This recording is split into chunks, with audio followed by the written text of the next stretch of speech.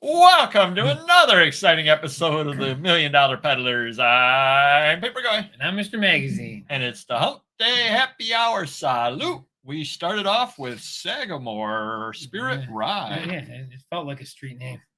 Wow. You were down in the gutter, kind of drinking the rainwater? Yeah. Nice. Of course. I want to give a shout out to good friend of the channel, Primetime Treasure Hunter, with his live show tonight.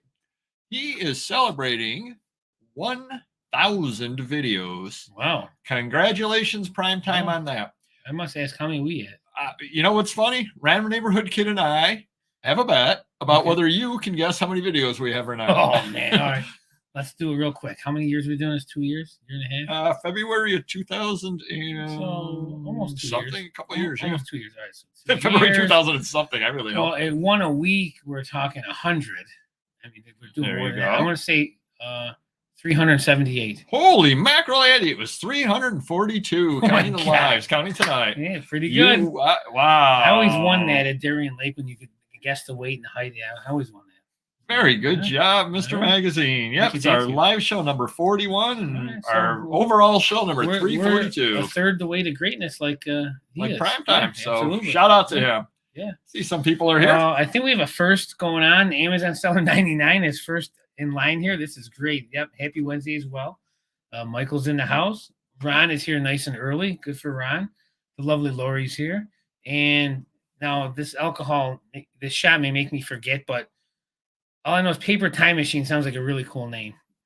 I just wanted to say that. Oh, very good. Calamity Reclamation. Are these newbies, or am I just like losing my mind here? And the lovely Michelle's in the house as well. I believe there are new viewers. Welcome aboard. Glad to have you aboard. Hold on. Oh, geez, my cursor was over the lovely Dawn. I see her now. Hello, back to you. Yes, you were. All right, we got one Gail's Treasure for you. I wish. And E-Blitz Reseller is in the house as well. And want to give a quick little shameless plug tomorrow. Check out Don, the auction professor, because one of us will be on a show tomorrow. And it won't be me because I'll be on a flight to Georgia. Yep. So I guess I'll have to drink alone before the show tomorrow. Yeah, I was invited to be on the Georgia Bulldogs float for the celebration. Were you really? No. Oh, all right. Maybe you were. You'll watch $1 Million Peddlers. I can see myself being on there, but only if I crash the party. Yeah, so tomorrow I'll be drinking alone, and when I drink alone, I prefer to be by myself. I drink alone. All right. Who doesn't? We got a few more added in here. Obviously, the Enforcer's in the house like always. How's it going? And thanks for the insight on those Target boxes. I think I got 4 and 4, so thank you for that. Samuel Cox in the house. The lovely Dawn is back in the mix of things again. Carl, the Lazy Resale, is here, and the lovely Dawn again. That is good. Right. That is good. Yeah, so you got some exciting plans. So this might be our last live show together, unless you learn how to stream from airports. Oh, I thought you said if I crash. I did tell my employees if I crash, I do have a backup plan. Unfortunately, it wouldn't be very good, but we'll keep the business going as long as we can. There you go. Or you'll be just stuck in airports forever. Like, what was that show? What was that movie with Tom Hanks? One? Yeah, Terminal. There you go. Yeah, I'd rather have terminal cancer than be stuck in an airport for the rest of my life. That would not be very good. No, that's not a good life. There, no. So how is everybody's sales doing out there? Let me know how your sales are doing out there. Oh, Mr. Magazine, that's not a good sound. Well, it's not bad. Well, I guess my amount of sales is down, but my ticket's up, which I think I keep saying this year, and I'm happy with that because we're selling some good items. Very happy. We're down employees, so I'm stockpiling a little bit of money. I'm not buying as much right now. I'm being smart, being tight, so everything's going good. Can't really complain. Sales could be better, but I'm happy the way they are at this point. That's good. Everybody out there, how are your sales? My sales have actually picked up this week. Last week was when I was on a live show. I was crying the blues, and rightly so. I had a really good week. Here's the crazy thing about it. There's no rhyme or reason as to why. It's not like I went and I listed, 500 items during the week and I drew a lot of traffic. I know Michelle had been talking how her sales had been really, really good because she made her goal and had a ton of things listed. Sure. So she drew a lot of people in and her sales went really, really well. Yeah. I'm just not listing a ton, just listing some, and sales are just good. Yeah. It's almost like a switch is flipped, and it doesn't really make any sense because I can't figure out the reason why. Well, for me, it's a juggling act because with Christmas sales were great and everyone's pulling orders and packing orders and not listing much. And then we had a couple employees down. One had COVID for a couple of weeks. Another one thought he had COVID for a week. Oh. And now that things are back, orders are down. we're listing a lot more. So, sales should pick up, once these 7-day auctions end up and stuff like that. So we're getting back into the swing of things for listing. Well, actually, now that you mentioned that, I read a statistic yesterday or this morning. I forget when it was. Last week, talking about the pandemic, last week, 1 out of 6 Americans, or 1 out of 60, but still a lot. 1 out of 60 Americans tested positive. Now that's the tested. Yeah. 1 out of 60. So right. how many people got it last week? 1 out of 40? I mean, it's just some insane that we know of. number. Yeah. Right. So 1 out of 60 that tested. So that's just insane. So you're wondering too if people aren't staying home and just kind of recuperating and they're bored and they're on their phones or they're on their computers or something other like that. And the week before was the first week back after the holidays and everything. Yeah. And I think it was a longer Christmas week than usual too because of the way it fell. I know people had more time off for that as well. So very well could be that too. People are just bored sitting home and buying. Yeah. Hopefully they keep buying from me. Yeah, my wife makes me shave before we fly, so just maybe I have to look good for the stewardesses. I don't really know the answer. In my head, like mentally, maybe I look like I'm losing a few pounds if I shave compared to having that ugly looking gray and white salt and pepper chin. So hey, wait a minute. Who knows? To each his own. What's wrong with ugly looking salt and pepper chins? Well, another weird thing for Amazon, getting back to Amazon sales, our Amazon sales are steady, but I haven't bought cards and boxes and stuff, so we haven't listed any, and our sales are still the same, which is good because now I'm selling product that I paid for a while ago. I don't have to shell out money for new product that may or may not sell, that I'm not making a lot of money. So to me, it's a positive, because now I can save up some money, plus I'm spending money on my own collection instead of buying cards. So it's funny you say that. Right before the show today, I try not to do any heavy lifting. I try not to, get into anything big to list or anything. So what I did is I started looking at some really, really old, and when I say really, really old listings, I found a box of just little miscellaneous stuff that I'd listed back in 2003. Wow. That's long tail. That's really long. The pictures were bad on them, et cetera, but I found a couple of items in there that weren't listed either. Okay. And so I went and I listed them, and 2 of the items that I listed that have been sitting in this box for 20 years. And again, why aren't they listed?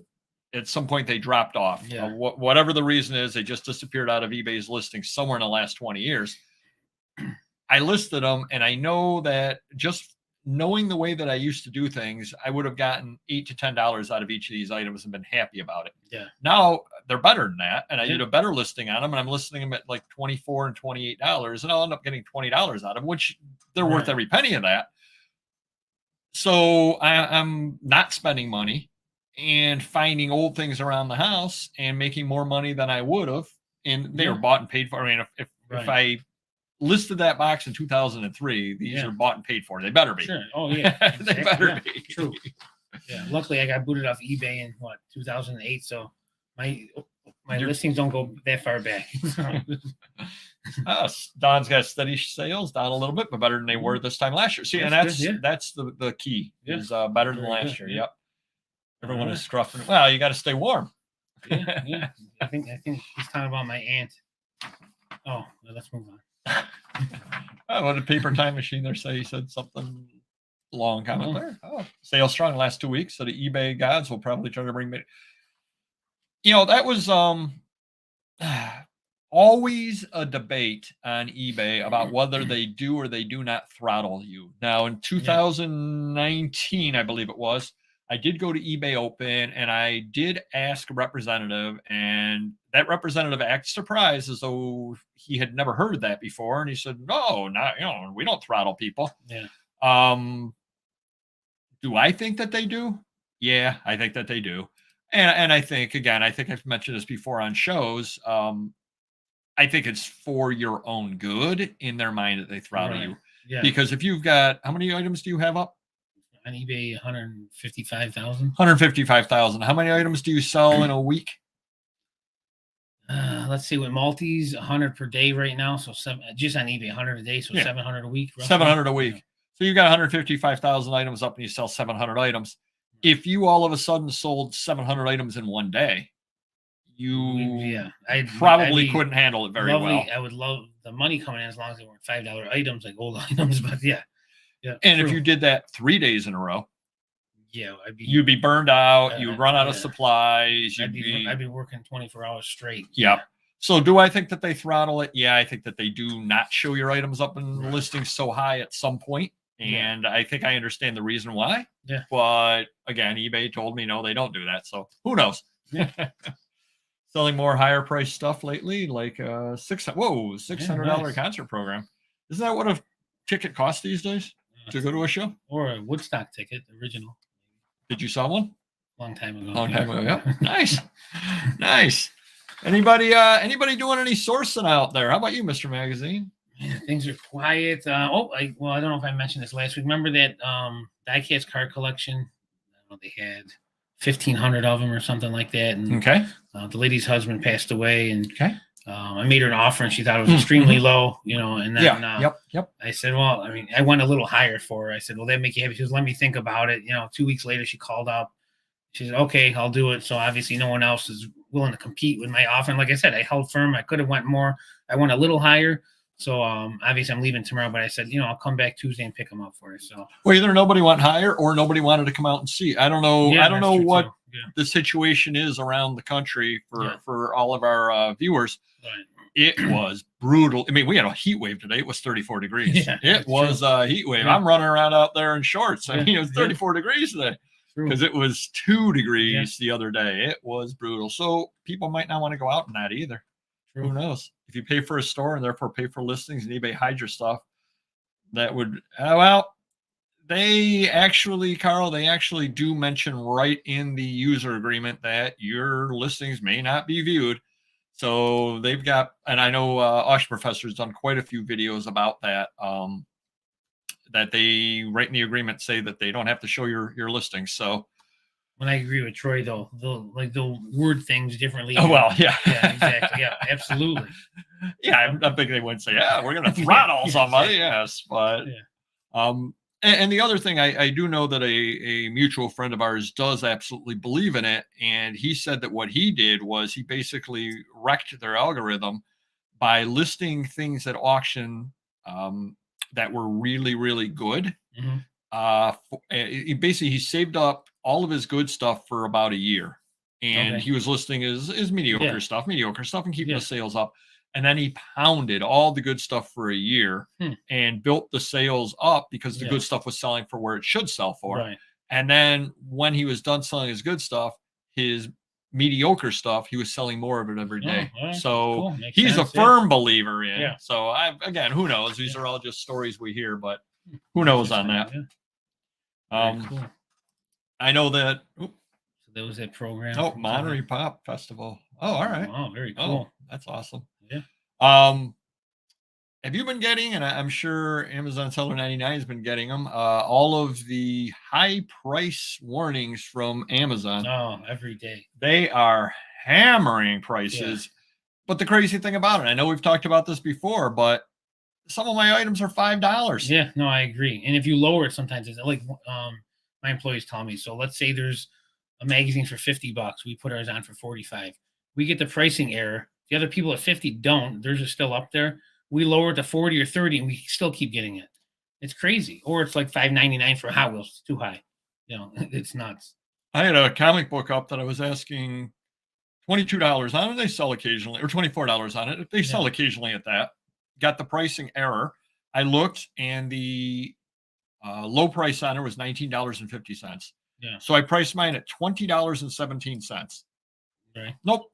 High price error. Got another error. I said, what are you supposed to do in that case? Well, I mean, I'm 67 cents higher than the lowest. There's nothing. I mean, I usually just delete them. Don't worry about the cheap stuff. But the problem is, say I get 5 of those a day, they end 5 listings. Now with that other Paragon, what do they call that violation? I get some Paragon violation. Amazon seller might know what it is, but it's for listing something in collectible like new.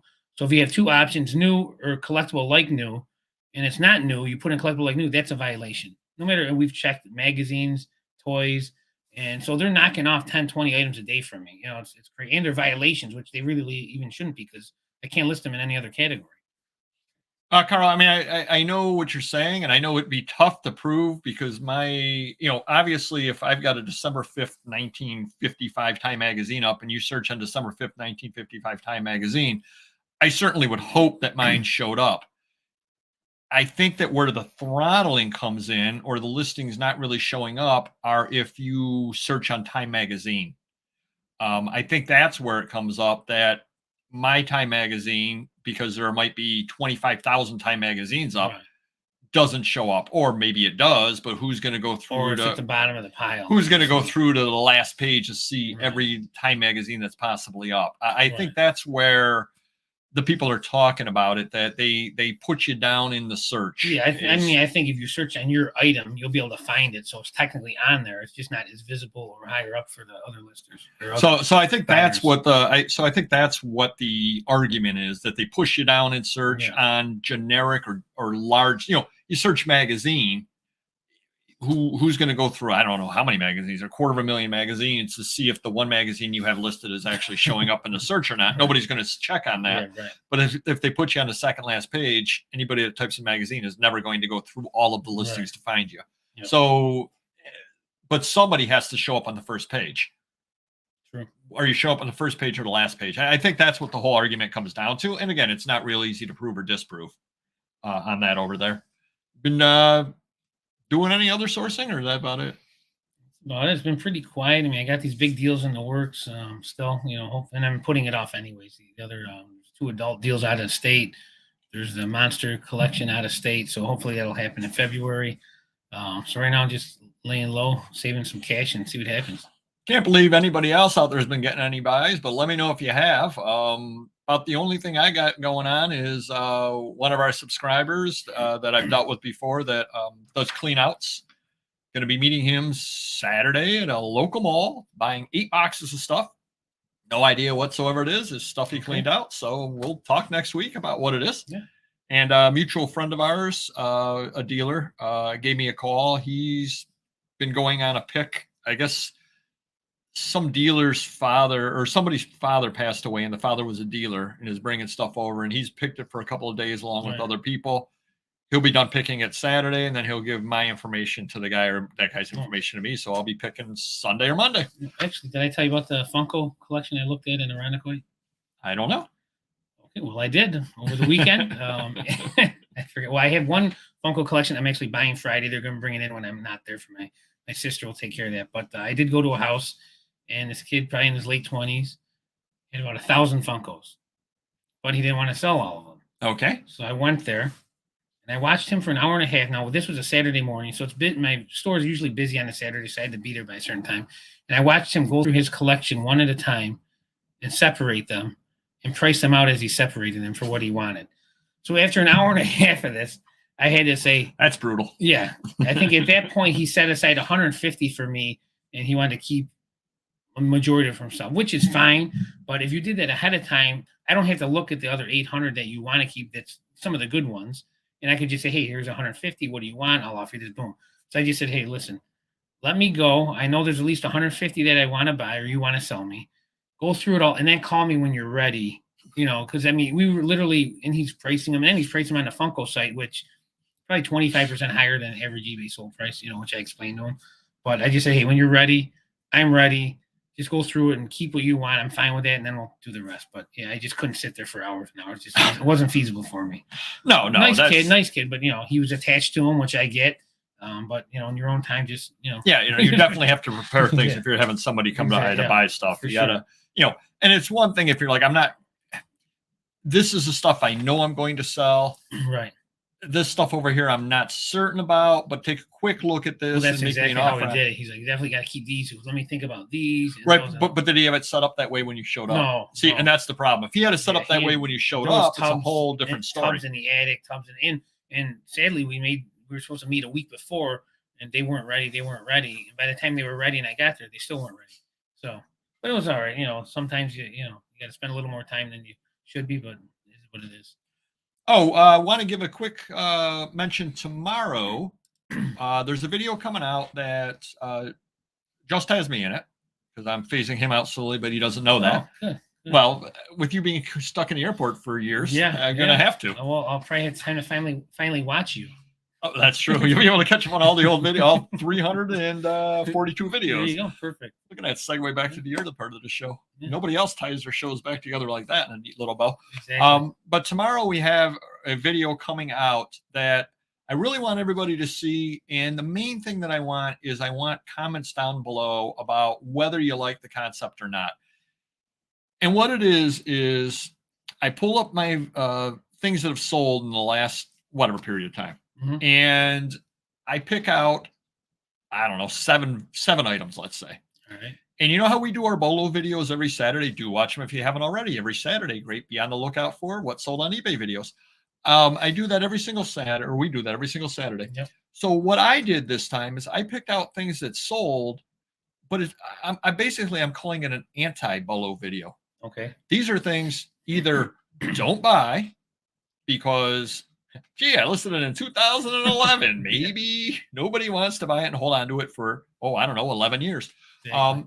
Or I've got things where I bring up the listings and I show you why it didn't sell, as far as poor listing things that I did back in 2013, things that I did in 2014, and what I would do differently.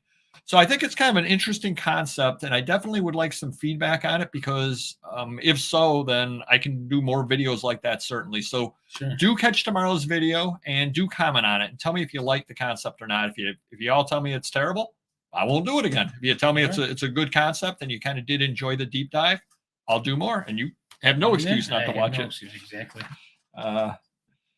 Yep. Purposely hiding listings seems unlikely, but I honestly go either way. Yeah, no, who knows? That's the whole thing. And they would never admit to it anyway if they did have something in place. And the main reason I think why they wouldn't admit to it is because if somebody could figure out what they do and how they do it, then somebody can figure out how to beat it. And that's what it comes down to.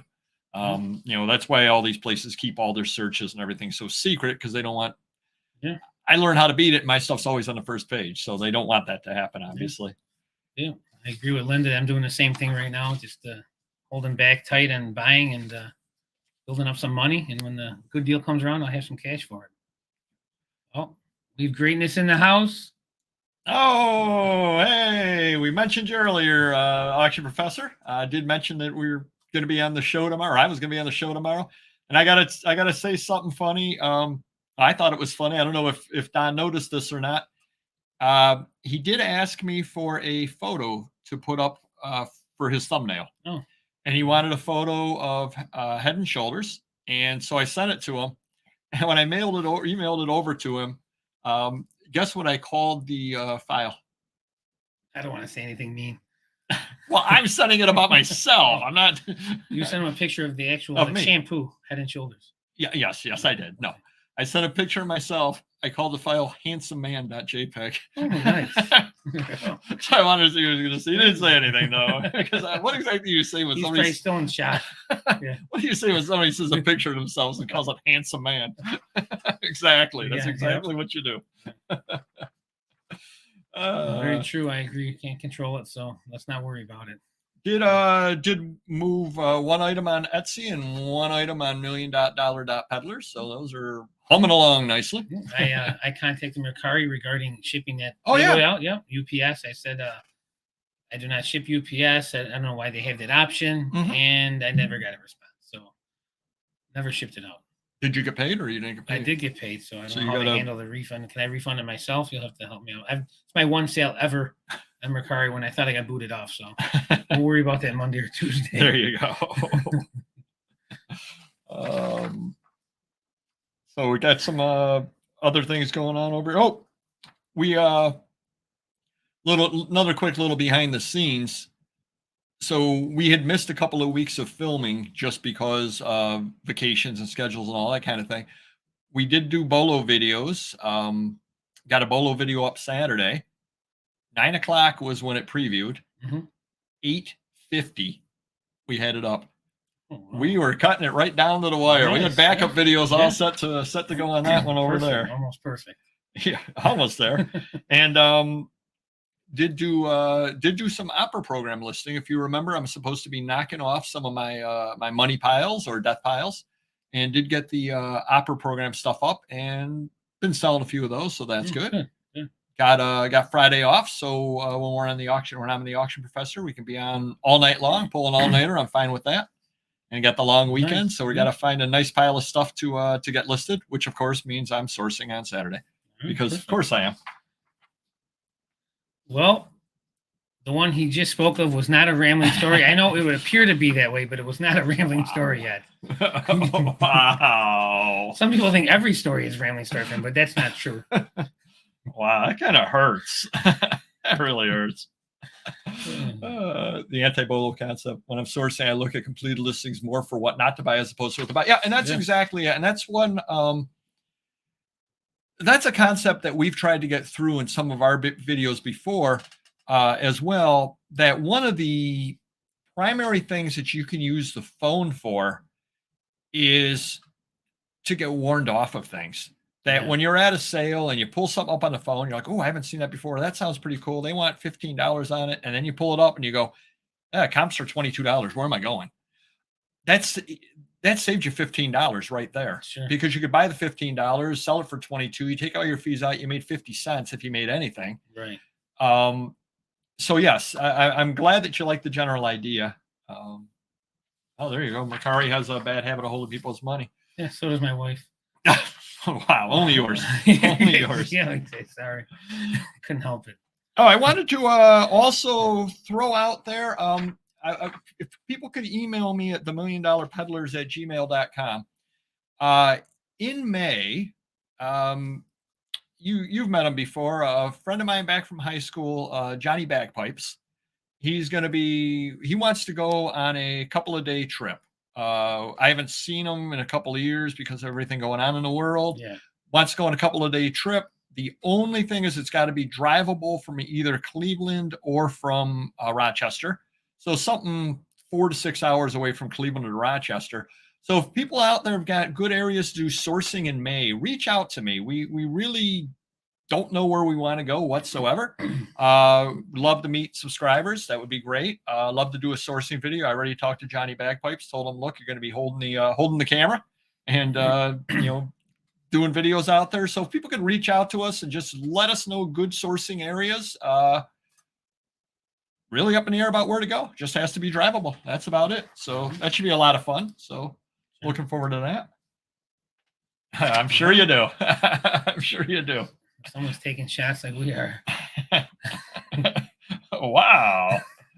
We're a little ahead of schedule today, so I think we're going to get into the main topic, but that's Yeah, couldn't wait to get that one out. Going to get into the main topic because I think it's actually a really good topic today. And it's about consignments and doing them, and should you do them, and can you make any money doing them? And the main reason why I brought this up is because I'm on Primetime Treasure Hunters Facebook page, and do join it if you haven't already. And regularly, I'd say about once every couple of weeks, somebody goes on there and says, so-and-so, whether it's a neighbor, whether it's a family friend, whether, somebody has heard that this person sells online and has stuff for them to consign. Should I do it? Should I charge? Et cetera, et cetera. And I'm going to let you start the conversation. So I don't know how many years ago it was when it was, the eBay stores were popping up doing consignments. I said, well, let me get into this because we're already set up for it. We got the employees, we got the room. So I think in the phone book, we started advertising, maybe online at that time. Yeah, you were wasn't there a deal? Weren't you tied in with eBay? We called it eBay consignment. I think it was a little line in the Yeah, yellow did they pages. allow you to do that? Yeah. And So we weren't an official one, but we Okay, called you weren't ourselves an one, and it official, was right. okay. Yeah, they had no issue with that. But and people were coming in with stuff, and for the most part, I was consigning 75% of it. Some things I didn't want to touch, breakables and oversized items and stuff. But and they would complain about what I would offer as the percentage, which was 50%. So if they wanted to sell, if I was interested in buying it, I would offer them 40 to 45% right on the spot. Mm-hmm. If I was interested in buying it myself, then they don't have to wait the 7 days for the auction, then the money to come in and so forth.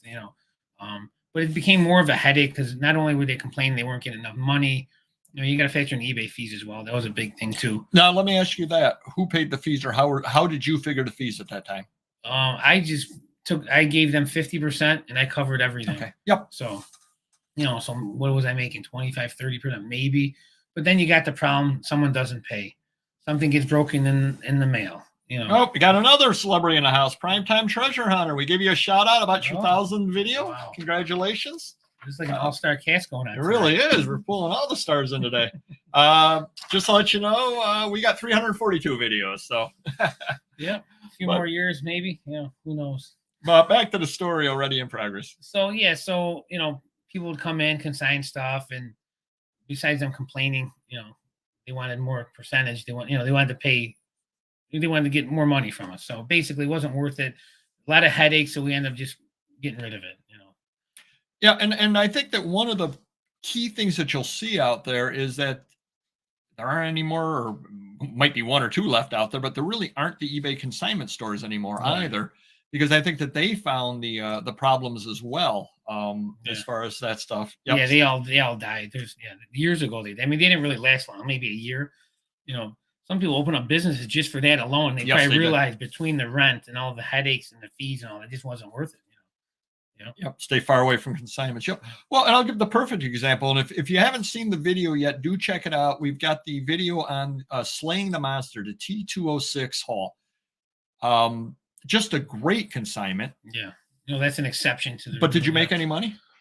Probably not a lot. Probably not. You know, and if I did, it would have been those first groups of the expensive stuff. After that, you know, once all the juice was gone, all the cream, you know, there was no money to be made whatsoever. You know, we finally got that done. That consignment. It took over a year between COVID and all that, but right. And I think that was, I think that collection right there, I think summarized the problem with consignment. One of the problems with consignment. Yeah. That how many boxes or bins did they have of stuff? I had a whole room, so I'm guessing 20, 30 boxes at least, you know, originally, you know, and out of that stuff, the cream was, you know, 5% of it, if that, you know. So. Yeah. So exactly. So if they had 20 boxes of stuff, 2 boxes were worth consigning that you could actually make money on worth your trouble. Yeah. If you can pick out all the cream out of it, all the 10% and just do that, it's probably well worth it. But after that, you know, too much time and trouble, you know, because I got to pay my employees, I got all the other fees involved, you know, the storage. So yeah, it's really not worth it. And Carl, as far as the 45%, that's going, well, that was the consignment price, because obviously if you offer someone 25% of their item, no one's going to consign probably. They're going to think we're nuts. But you know, if I'm buying bulk, obviously I'm offering less percentage than I would be if someone comes in with $1,000 card. Most likely they're not going to sell for $250. It's just the way it is. So if I want it, I got to step up and pay 45, 50%, even sometimes more if it's higher on. So I think the other time when consignment has worked for you, or you've offered it to people, is when they've got an item that you know is good, and they know is good, but you can't reach an agreement on how good, but they don't really want to sell it outright. Right. So in other words, let's say that they had, they're worried it's going to go for way more for some reason. I don't know. They've got drumsticks from the first Beatles tour, and they can prove that and all this stuff. And they're saying, I think these are worth $5,000. And you're saying, oh, geez, I don't want to pay you $3,000 for them, because they might not be. Sure. That would be the kind of thing that you would go and you would consign. Right. And we did things like that back in the day, and we would put the reserve on there. So, you know, if someone thought they were worth $5,000 and they wanted 2,500, I would say, okay, we'll put it up for 3,500 with a, you know, 2,500 reserve, whatever it is, you know, and see what happens. But 9 out of 10 times it wouldn't sell. Well, and the time communicating, and that raises the other issue as well with stuff that you had mentioned when we were first discussing this topic, is the consigner wants the money right away. Right. Well, let's say especially that you had done a consignment in October of 2021. Yeah. And a bunch of the stuff was purchased overseas. Jeez. Right. Yeah, right. Exactly. Yeah. And it's stuck somewhere. But the consignor doesn't want to hear that. No, right. Exactly. They say, look, I can see that it sold for $50. I want my $25. Right. And meanwhile, you're saying, well, they haven't gotten it yet. And I mean, for something that small, I would probably just pay them. But you know what I'm saying. But, you know, sadly, I don't think they realize most consignments, whether it's heritage, and I've dealt with a couple of them over the years, and it's like a 6-month turnaround, really. By the time you send it to them, they submit it in their auction, which is months away.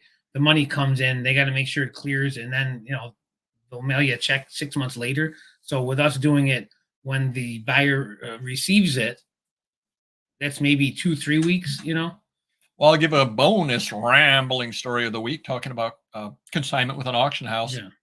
I was actually at a antique store down in the southern tier and walking around, and I found a couple of things to buy. And just as I was leaving, I looked up and they had 3 cabinet cards. One of an unknown cowboy, one of Annie Oakley, and one of Buffalo Bill Cody. And they wanted $8 a piece on them. So I went and I bought the 3 of them, and I'm like, oh, they got to be worth that. Yeah. Get home and start doing some research. I said, oh, these are pretty good cards. So I reached out to Cowan's and mailed them off to Cowan's.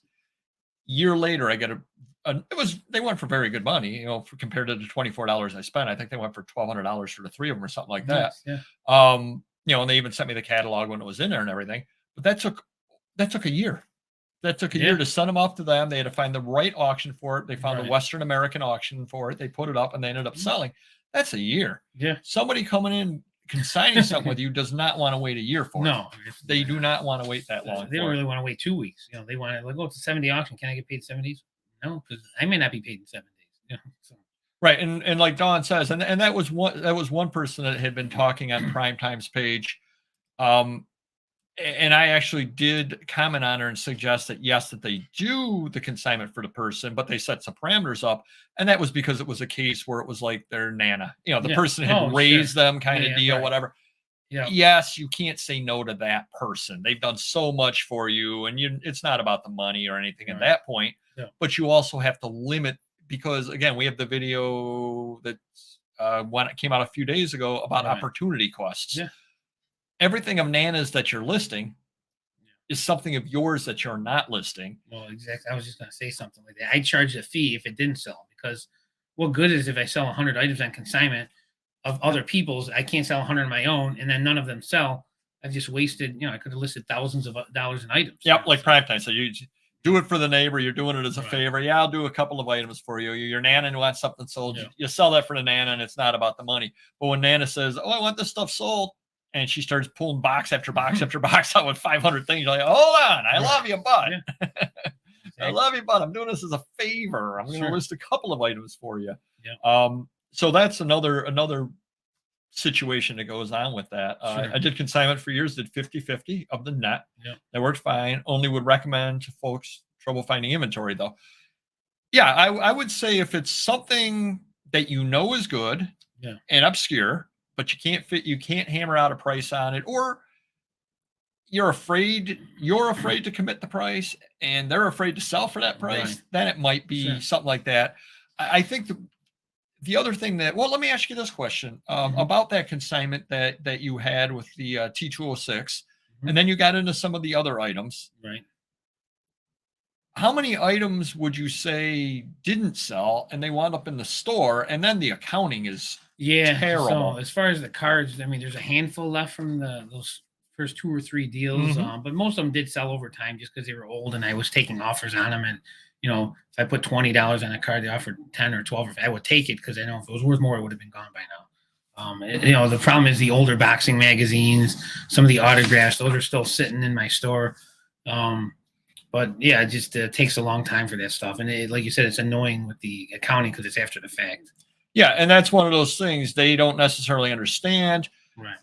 And another thing that I would tell anybody out there that does want to do consignment. Now, again, you're doing it for Nana, that's a whole different story. But if you're doing it for somebody else, you definitely have to lay out the parameters of what the charge will be if the item does not sell. Right. Because you've got time invested. Yeah. And you've got fees invested potentially. Maybe not. Maybe if you take it and you list it in a collectible category and there's no fee, well, you still have the time invested in it.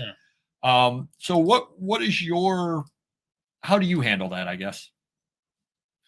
For the consignments? If I came in and I had one item you knew it was really rare. I tell you how this is a really, really rare. It's one of the first Coke bottles ever made in Rochester. You can tell because I tell you the whole thing. You know nothing about it, but I can show you that, hey, this is a very, very rare Coke bottle from blah blah blah. I mean, if there's a comp exactly on it, like if there's one that did sell for $1,500, let's say, and it's identical, But even then, I don't know the first thing about it. It could be a reproduction, about it.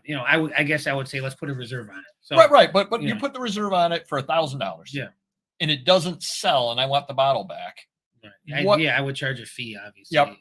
Yeah. And something higher price like that, I would charge a higher fee, even if it was $25, just to cover my lister, the time, and all that jazz. Well, and the other thing too that a lot of people don't realize, it's in your possession, you're responsible for it. Well, if somebody want to consign, they want to hold on to the item. It's like, no, we have to have it. We have to have it in our possession. Yeah, you could change your mind, and then what? They could lose it in the meantime, and a lot of things could happen. Exactly, yeah, definitely. Yeah, you definitely have, but you're also responsible for it at that point too. Yep, for sure. You got that bottle, and you have it sitting out on the counter, and one of your employees comes through and says, "Oh, I got to clean the counter," and throws it out. Or he puts it in the little recycling thing. Tries to get the nickel. Yeah. Brewster's Millions. They should do that on there. New Brewster's Millions. So I'll let you read this one because I don't know how to pronounce that word. I sold a Prevost. I don't even know. Prevost. I have no idea. I once on commission made like $15K on that one. Oh. Nice. But that's a vehicle a bit different. They went well, but most other ones weren't a complete hassle. Yeah. Yeah. That's well worth it, obviously. If that took my employee all day to list, I'd have no problem with that. If it's, if you're going to clear $15K. Well, and I think I've heard the auction professor talk about that before on his channel, and that kind of thing. Something rather like that. I don't know. That was a consignment, but a lot of times you may run into that where you end up with almost like a finder's fee for finding a buyer for something or other too. Yeah, There's always that possibility too. Yeah. I come to you and I'm like, I'd like to consign all these things to you, and I've got all these Coke bottles, and you're like, Right. oh, I don't deal in them. I don't really. I've got a buddy that knows that stuff, and you put the two in touch, and that kind of deal too. So, like the monster deal in Jersey, I got to pay a finder's fee, so I'm factoring that into what I want to really pay this gentleman because it's going to cost more.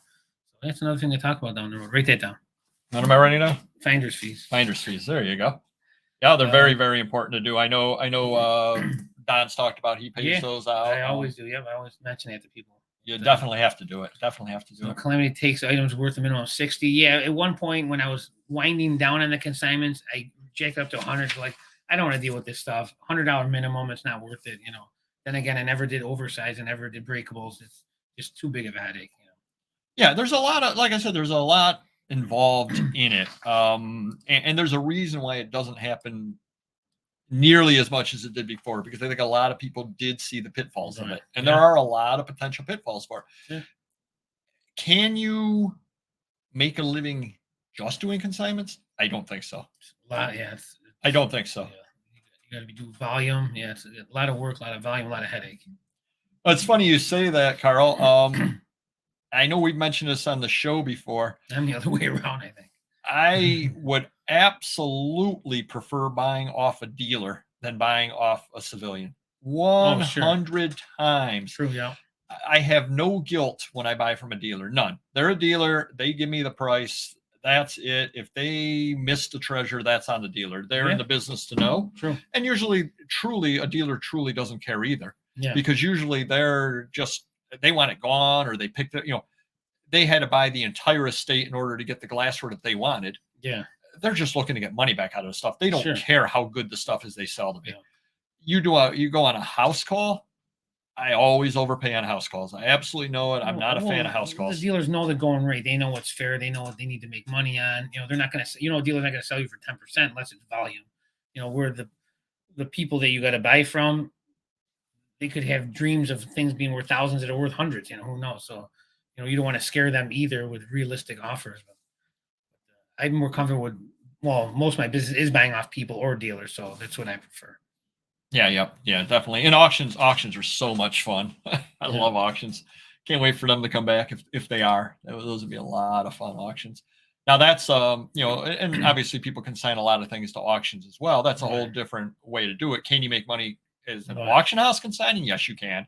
Can you as an estate sale? Yes, you can. But those are, I think the difference with the auction houses and the consignment or the estate sales is those are fixed time things. Right. It's, we will sell everything that we can from Friday through Sunday. Right. Period. And then we've got our deal for whatever the back end is, whether it's you have to haul it away, whether we haul it away, whether we buy it from you, whether, whatever the deal happens to be. Right. So that is a consignment in an odd way, but those do work. I will say this, I have seen before, and it's annoying.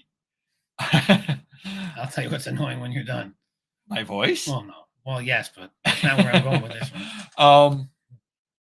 I've been to estate sales before where they've had a couple of really good pieces and they have pipe dream prices on them, and they will not negotiate on them because it's something that is that from the owner of the house, the owner of the house or the the consigner, the estate people, not the dealer, but the people that are giving it to them, this is an heirloom, this is a pass through, we've been told this is worth, we need $3,000 out of it, and if it doesn't sell for $3,000, we're going to keep it. And you're looking at it going, that's really cool, but and they're like, can't move on that price, can't move on that price. And you do see that occasionally in there. Well, and that's what's happening with that one model and toy deal I mentioned that the lady's husband passed away. And she goes, my husband kept saying it's $50,000 to $60,000 his collection. He's leaving it to me to sell. And when really it's probably, if you sold all of it, it's 40,000, so she was misguided, or maybe he paid that, but that doesn't mean it's worth that, and sometimes, they expect too much and you do the best you can. But what bothers me about buying from people, 9 out of 10 of them have a price in mind, yet and I mention this all the time, they don't want to tell you the price they have in mind. For some odd reason, they think the dealer is going to give them some price that's crazy higher than what they want. And that must be the reason they don't call, Well, that, or they might get a price a little higher than what they want. And that's where you and I are different than a lot of dealers out there. A lot of dealers, if somebody or other says, I want $200 for this, and it's a civilian, again, a dealer's a different story. It's a civilian. There are dealers out there who will immediately try to offer 150 on it.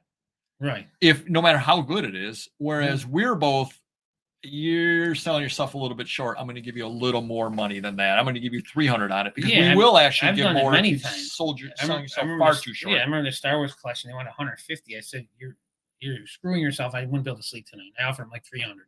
They were happy, but that doesn't happen a lot. But I will offer more if it's worth more, just because I wouldn't be able to sleep like that. Philly had mentioned on there about the yes, definitely the things you source yourself are definitely, you can get them cheaper. I would absolutely agree.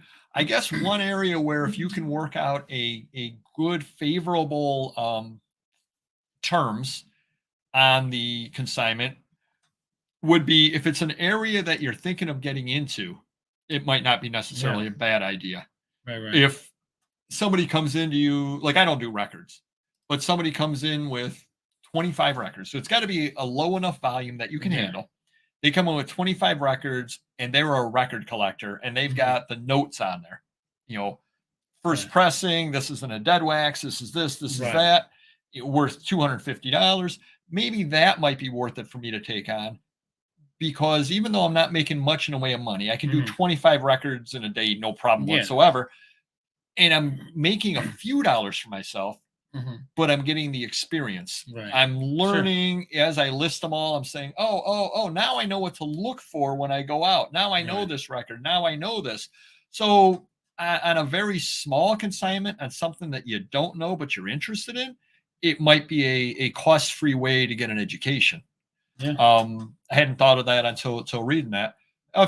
Philly, I'm assuming from your name, you're down over near Philadelphia. That was one of the spots we were thinking about going over sourcing. So do email us at themilliondollarpeddlers@gmail.com and let me know how the sourcing is down that way. I do know a dealer over in the Allentown area. So that was one area we were thinking of heading out to. So do reach out to me and do let me know how the sourcing is down that way.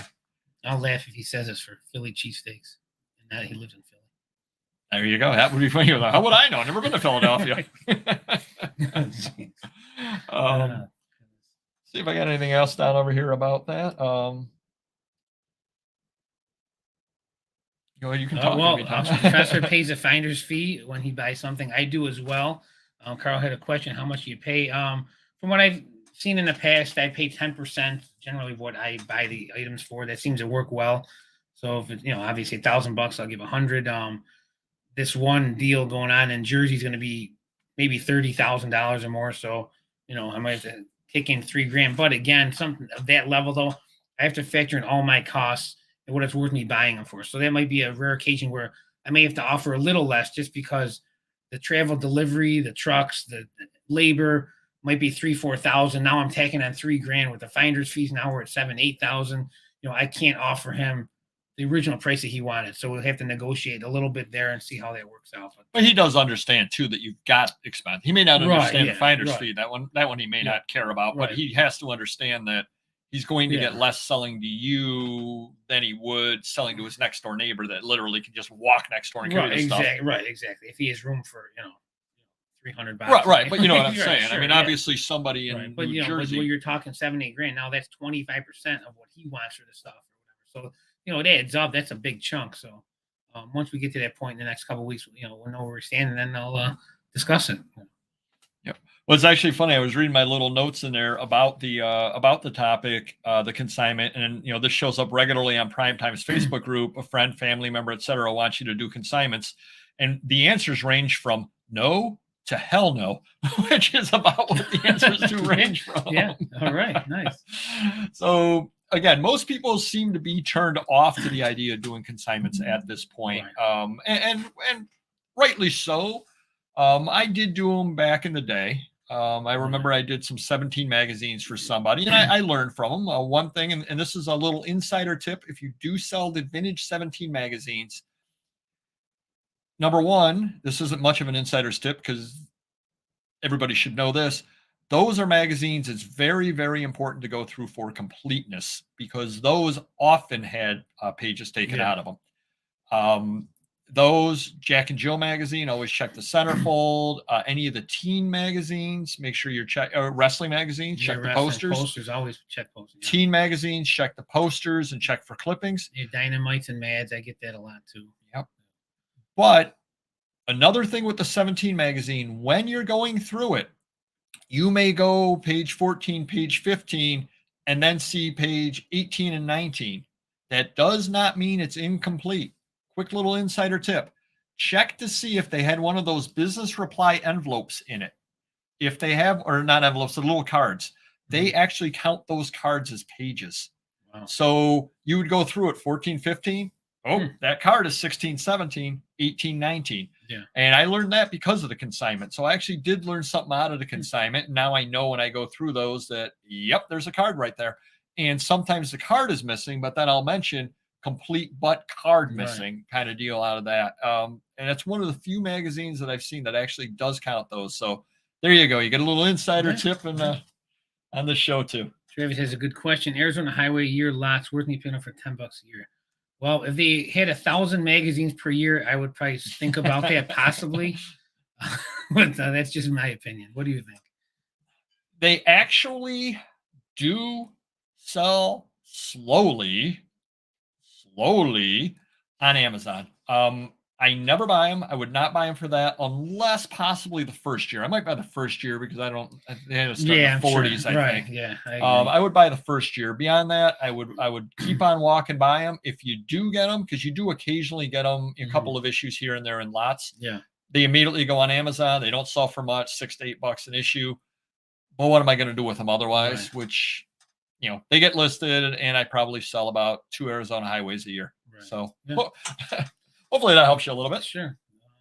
Carl's got a 4-to-1 rule. So if something's $100, he pays 25, which is 25%. I can't do that. I mean, with my retail store, I got competition around, so say the enforcer comes in with, $10,000 worth of juice cards. There's no way, and he can get 10 grand on eBay less the fees. There's no way he's going to sell them to me for 2,500. I wouldn't expect him to. Well, I think part of it though is dependent upon what it is. Right. Some items, 25% is a high offer. Yeah, like records in bulk or magazines. Well, I'm not even talking about bulk. Even on a one-off. Yeah, I could bring in some rare book that's worth $10,000. Mm-hmm. You pay me $2,500 on it, you might sit on it for years. Right. So sometimes now you bring in a first of 1984. That's a different story. You can pay a lot higher percentage than that because that will sell. True. So I think that a lot of it, and you're talking about the sports cards, which move very, very quickly. Yeah, so some things you can't buy at that price. It's just how it is, and especially the people who are buying these boxes or breaks they're spending hundreds or thousands on stuff. They're not going to give it away for pennies on the dollars. And and I have a competitor up the road, so if I offer 25%, that competitor will offer 30, 35, or 40 just to grab it, and I lose out. So, well, I'll give the perfect example. If I walked in with what you had you were showing me a Spider-Gwen comic book that you had. Mm-hmm. And what's that worth? I mean, some are 500, 1,000. So you have a $500. I walk in with a $500 Spider-Gwen comic book. Right. You'll probably pay me $250 on it because that's hot. I would jump at it, yeah, for sure. I walk in with a higher grade, but ungraded, but higher grade, Roy Rogers #1. It's worth $500. I'm offering you $100 probably. There's a 4-to-1 perfect example of the 4-to-1 rule compared to a 4-to-2 rule. Yeah, and I think that's what makes a big difference is how hot the item is as well. And you're dealing with those sports cards. You're dealing with things. You've got competition, and they sell quick. And I'm a jerk sometimes with the competition, meaning like I'll pay 55% if I can make 10 or 15% because I'd rather make something than make nothing, and then my competitor makes something. So, just from a competitive standpoint, that's the way I am, but that's just me. Yeah, we've talked about that before. It depends on what the condition the collection is too, though. Sure. If you can bury your competition in stuff, that's true, right? Yeah. in stuff, right. Because if somebody comes in with a monster box, 3,600 good cards, and your competitor buys them, that next collection that comes in the next day, he's probably not buying. Right, true. Whether it's because of finances or whether it's because of he can't get those ones listed. Exactly. He doesn't have enough, employees on payroll, and it's going to take him a month to just list that monster box. Exactly. Good point. Yeah, that's actually a really, really good topic today. I kind of knew when I was writing it out that we would get a lot of spirited debate on it, and I think pretty much everybody's in agreement that consignments are not not generally the way to go, other than if you're doing a favor for somebody or it's a high priced one-off that you can make an agreement with them on. And I believe you've done a deal before with somebody. I can't remember what it was, but you bought 98% of their collection, and there was 1 or 2 items that they just couldn't reach an agreement on, and then you consign those as part of the overall deal. Like, I'll consign these 2 things and I'll buy the rest. Right. Because they thought those 2 were juice, you thought those 2 were juice. But I would still do that. Sure, to seal a deal, absolutely. Yeah, Cara, I know I've heard that as well. And I know that friends of the channel, Pure Hustle Podcast, talk about that all the time, that they'll actually go with long, awkward silence rather than mentioning a price. You take a chance of losing a deal. Like, that's my issue. If that happens with me, sometimes they walk out then, I will mention a price, and I know I've mentioned it in videos before that I will try to get them to say the price first. And if they just will not, well, what do you think? What do you think? And they keep saying it. Then what I'll do is I'll come up with a incredibly ridiculously low offer to them. And I will say to them, all right, you got these 20 boxes over here. We got to start somewhere. Yeah. I'm going to offer you $1. And that's about what they do. I go, they started $1 million. I go, and you're going to start at 1,000. Yeah. And so offer you $1, you're at 1,000. Where do we go from here? And they laugh, and then they come up with a price at that point. So that definitely does work, but you have to let them know that you're offering them a ridiculously low price, and then you throw out a ridiculously high price for theirs, and you say, now we got 2 prices. We got $1 and 1,000. Where are we going to meet at? And then they laugh, and they're, well, I was thinking, and then they will give you a price. But sometimes I've been forced to come up with a price. They just won't come up with a price. For example, some older couple came in, sports cards, basketball from the 60s. I might have told you maybe Thanksgiving time. Wilt Chamberlain rookie. It wasn't great shape, but still Wilt Chamberlain rookie. Other cards and stuff. I'm looking up the Wilt at the time. It was probably $5,000 in that condition. Other stuff, so there's probably $7,000-8,000 worth of stuff there. And he would not come up with a price. He was with his wife. They had him for years and years. They were moving, and they want some cash. He just would not come up with a price. So I had to come up. I would either lose out. I'm just going to throw a number out there then, $5,000. Because I know it's from what he's telling me, he's not going to sell it for $3,000. I'm hoping this stuff's worth $8,000. So maybe I can, even if I can clear $1,000, I'm going to make a $5,000 offer, which I thought he would jump on, and he still didn't jump on it. And he hasn't come back. No, he hasn't come back. I need the Wilt, so I know he hasn't come back. So he said, let me think about it. It's not bad. I was hoping for more. if I do decide to sell it, I like to keep it local. I'll come back and see you. So, I've talked around. I don't think he sold it thus far, but Yeah, who knows? I had to step up, and if not, he would have left anyway. So I had nothing to lose. Yeah. Well, maybe he just was pricing it out too, and wasn't sure if he wanted to sell it or not. And if you would blown his doors off with a $12,000 offer, I mean, I printed comps because he's probably looking at graded one's 50,000, 100. So I printed out comps, raw, VG or whatever was fair to good, whatever. So there's some hunts where I'll pay money because save all the time searching. Finder's fee is a good deal. Sure. Yeah, definitely. Absolutely. Definitely. And I know auction professors talk about it all the time, and I know you have them, and I know I have them. Pickers are absolutely wonderful. One rule of pickers, and auction professors mention this, we've all mentioned this: buy from them even if you don't necessarily want to buy from them, because you got to keep them in the loop. And if they're a good picker, you take the good with the bad. Now, if 8 straight deals are bad, then you got to sit down and talk with them.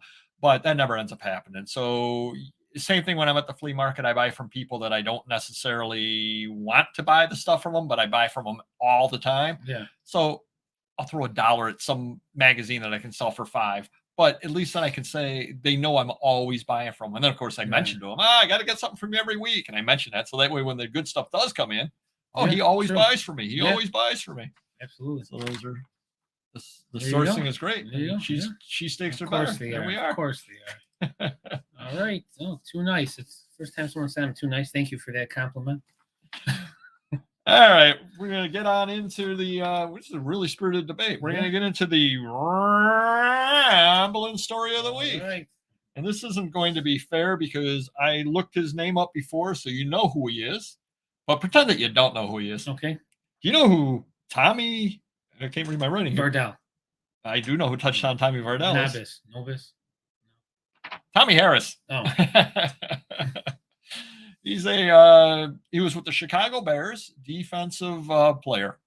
So many years ago, mysterious benefactor, who was insane, he was living in Hong Kong at the time, and he had season tickets to the San Diego Chargers. He had season tickets to the Green Bay Packers, New York Giants, Chicago Bears. And he found a couple of suckers that he consigned with, now that I think about it. What a pain that was. Don't ever consign tickets. I know. Yeah. The big problem with that is, A, he loses his shirt on the preseason games. Right. B, when you start putting them up, you got to rush them out. You got to rush ship them out to people. And then people want because he had paper tickets. I'm going to stop you for a second. Go ahead. So you consigned him with him for a while. It became a headache for Paperboy. So guess who Paperboy pawned him off on to consign? Yes, yours truly. And again, it was good for a while until the Packers playoff game or something. Oh, yes. And then I overnighted these 3 days in advance, overnight express, and they still didn't get there. And I was out the money. I mean, what can you do? I mean, the guy was pissed. I had to refund it, Yeah, right. He never got the I tracked it. They never got. They were supposed to get there, say, on a Thursday. The game was Saturday. They never showed up, and it was a complete nightmare. So do not consign tickets. No, that's a nice little tie into the and you can't scan the ticket because someone can copy that. I don't know if technology is any different nowadays, at least, but like 5 years ago, you couldn't put the scan of the ticket on. Don't put the scan up because people would what copy a nightmare. That was a nightmare. There you go.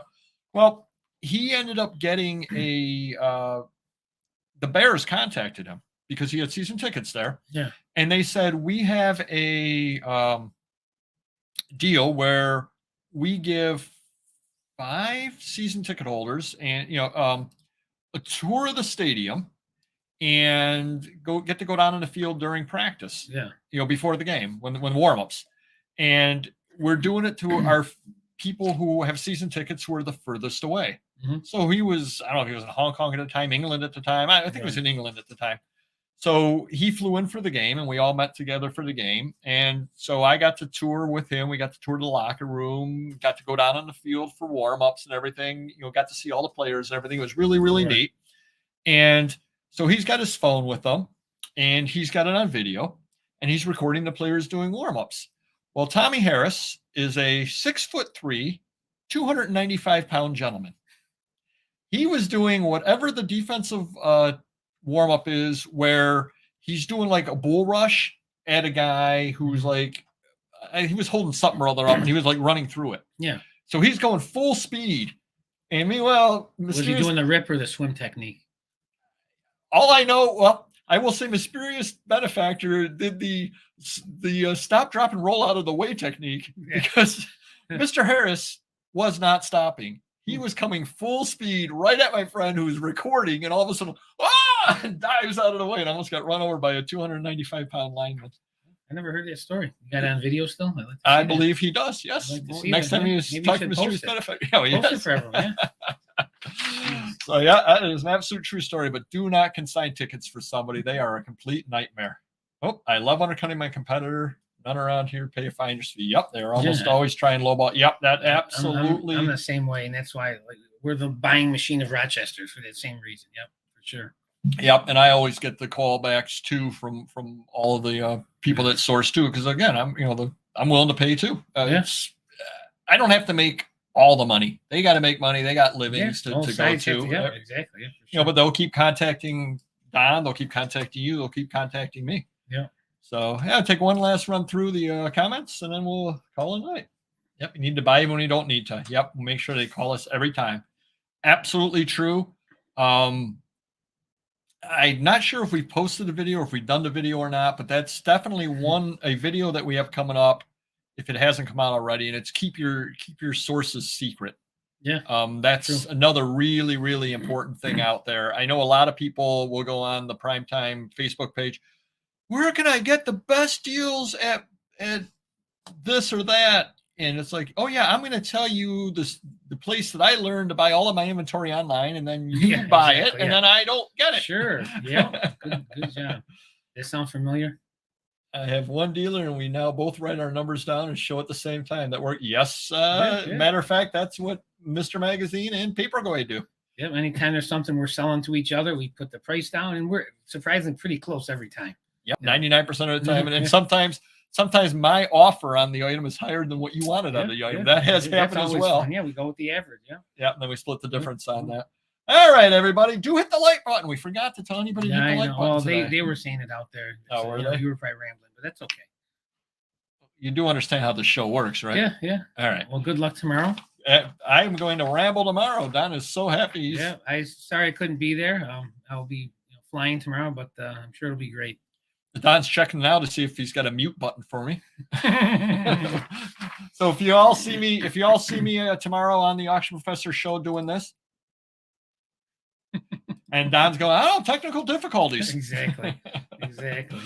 All righty. Thank you very much. And we will see you tomorrow, as a matter of fact. Take care. Bye-bye.